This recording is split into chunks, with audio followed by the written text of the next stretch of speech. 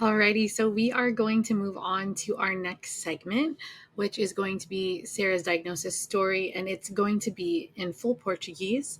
Um, there are there is translation on the screen as well for you to read while her story is going on, and we may have a special surprise at the end. So I'm going to go ahead and start playing it. Oi, pessoal. Meu Also, nome let é me know Sara, again eu if tenho there's 30 no anos, sou do audio. I Brasil hope. e eu fui diagnosticada com doença de Still em abril de 2000. Oi, pessoal. Meu nome é Sara, eu tenho 30 anos, sou do Brasil. Oi, pessoal. Meu nome é Sara, eu tenho 30 anos, sou do Brasil e eu fui diagnosticada com doença de Still em abril de 2022. Para quem não sabe, a STIL é uma doença autoimune, inflamatória, e os principais sintomas são febre alta, manchas vermelhas pelo corpo, dor articular e, às vezes, dor de garganta ou tosse. A minha história começa no dia 30 de março de 2022, uma quarta-feira. Eu estava no trabalho, um dia normal, mas eu não estava me sentindo muito bem, eu estava com um mal-estar, então eu saí do trabalho um pouco mais cedo, vim para casa.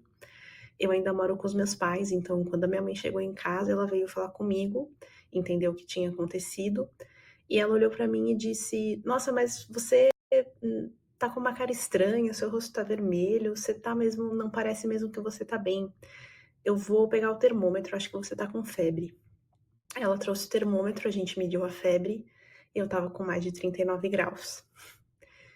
E então, logo depois disso, a gente foi para o pronto-socorro. O médico que me atendeu lá fez exame de Covid, de influenza, e tudo deu negativo. Então, ele me disse que era um resfriado, talvez uma gripe um pouco mais forte. Me receitou uma medicação para febre, mas fora isso, não tinha muito o que fazer, precisava esperar passar. Passados mais uns 3 dias, eu voltei ao pronto-socorro, porque eu ainda não estava me sentindo bem. Fui examinada por outro médico que suspeitou de uma infecção bacteriana, como uma sinusite. Ele me passou um antibiótico, eu comecei a tomar, também continuei me sentindo mal. E alguns dias depois, na madrugada do dia 6 de abril, é uma quarta-feira também, exatamente uma semana depois do primeiro dia que eu tive febre, eu passei mal durante a madrugada, eu tive uma queda de pressão muito significativa, enfim, passei muito mal em casa. Novamente, a gente correu para o pronto-socorro, e quando a gente chegou lá, como a minha pressão estava muito baixa, o médico resolveu me mandar direto para UTI. E é uma coisa besta, mas eu me lembro que quando ele falou isso, eu pensei: "Nossa, mas eu tenho 28 anos, eu sou muito jovem para ir para UTI". Mas eu fui, e lá eu fiquei 14 dias. Nesse período, eu não tinha nenhuma dor, assim, nenhum outro sintoma específico que, desse alguma dica, vamos dizer assim, para os médicos de qual seria o meu problema.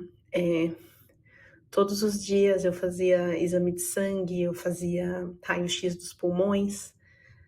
Fui analisada por médicos de várias especialidades, infectologista, neurologista, oftalmo, nutricionista, tudo. Fui no total, em 14 dias de internação, foram mais de 350 exames, entre exame de sangue, exame de imagem, como raio-x, ressonância magnética, tomografia. Até que no final da internação, a infectologista que estava me atendendo, ela chamou a reumatologista do hospital para analisar o meu caso. A infectologista já estava suspeitando da Still, então eu fiz exames para lúpus, artrite reumatoide e alguma outra doença que eu não me lembro, e deu tudo negativo, assim como das outras doenças infecciosas. E aí então a gente fechou o diagnóstico na doença de Still. Comecei a fazer o tratamento com corticoide, como costuma acontecer com a maioria dos pacientes, mas eu tive uma complicação com o corticoide, eu tive um episódio de osteonecrose nos 2 joelhos. Hoje eu tô bem, me recuperei, com o acompanhamento da minha reumatologista, de um ortopedista. Hoje Existe ainda uma lesão, mas eu tô praticamente 100% recuperada.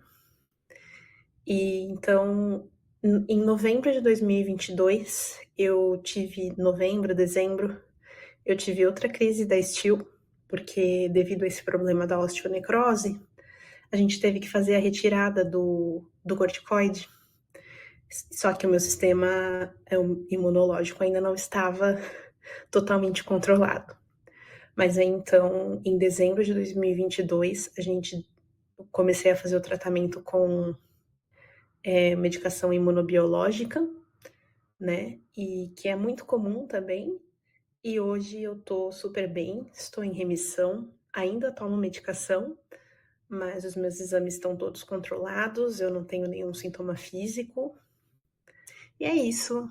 Essa foi a minha história. Foi difícil, né? Eu contei aqui uma versão muito resumida, mas foi uma jornada longa, tem sido uma jornada longa, e eu fico muito feliz de poder participar dessa data, porque esse tipo de doença, né, não só a Steel, mas todas as outras, precisam muito de conscientização. As pessoas precisam conhecer as nossas condições, especialmente no caso da Steel. Não existe um exame clínico, um exame de sangue que você faça e dê negativo para essa doença. Então você tem que passar por essa jornada de fazer exames para todos os tipos de doença que existem, para doenças que você nunca ouviu falar na sua vida, que foi o meu caso.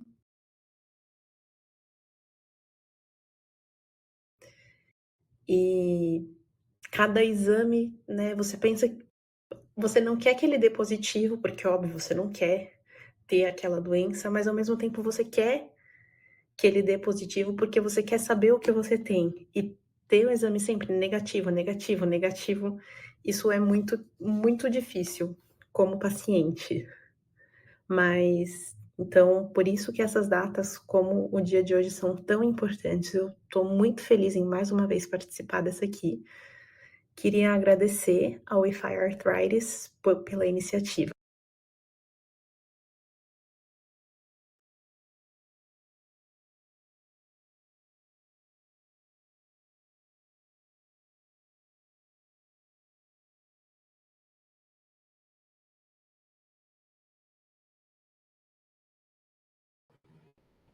And thank you so much to Sarah for sharing her story with us.